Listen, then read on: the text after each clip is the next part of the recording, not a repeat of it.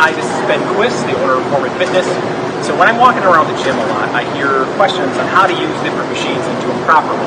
So some of the ones I've got a lot of questions on lately have been the back extension, abdominal machine, the inner outer thigh machine, and the leg extension, leg curl. So we're going to go through a series of just how to use these machines correctly. But let me preface that by saying I do not like these machines. There are so many better things you can be doing, like for instance this machine, to strengthen your abdominals and your core that are just so much better. So we're going to start with how to use these properly if you are going to use them. Then we're going to toggle in the upcoming weeks to what are better options. How can you get this job done better to make the results better with different exercises? Okay, so if you're going to use this machine, let's go over setup. That's the first and most important thing. So when you do the back extension, your back extension is much stronger. That whole posterior chain is actually working your big glute muscles, your lower back and your hamstrings. So you're going to be able to do a lot more weight when you do that type of a motion versus the abdominal crunch is going to be focusing mainly on your stomach muscles in the front. You're going to probably have to use about 1/3 of the weight that you use for the back extension for the abdominal crunch. One other thing to note with these machines, you do have this little add-on button here, so if you want to go up in smaller increments, you can just pull that lever or push it back in to change the weight at a smaller increment rather than going up a full plate. So that is available to you on these machines. So to set up for the back extension, you have two different positions. You have a 1 and a 2.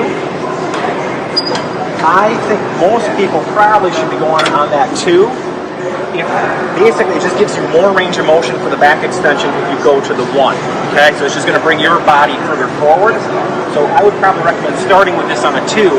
If you feel like you're not getting enough motion, then you can take it down to the 1. But remember, you got to keep good spinal mechanics with this. So I don't know how you can do that at the 1 setting. So you'll have to show that to me if you do that. Okay.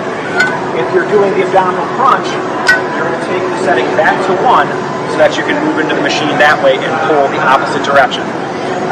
Foot position, you kind of put your feet wherever you feel comfortable on those foot pedals as you do the exercises. So we're going to do the back extension first. Remember that where you're trying to move on this machine is the hip joint. This is your point of rotation. Your point of rotation is not your spine. So when you start this off, you have to be in a straight back or neutral back position. You cannot be all flexed forward and hunched like a turtle, okay? I don't want to see any turtles on this machine. Typically across the arm, get your lower back in a nice strong position to start, and then moving at your hip joint, you come straight back as far as you can go without moving on your spine and extending over the roll. You don't want to be doing that. That is not good for your back. So maximal position is right here, still in a spine neutral, moving at my hip joint, and then coming back down. Everything should be controlled in motion when you do it, just like this. If you want to do this motion wrong, do it like this. So tuck in here, flex your back, and then reverse through it, and then really extend over that pad. That is a recipe for disaster and herniating the discs in your back, so please don't do that. Okay guys, so we're going to be doing the abdominal crunch next. So to see the crunch position, the most important thing with this one is maintaining good position for your neck.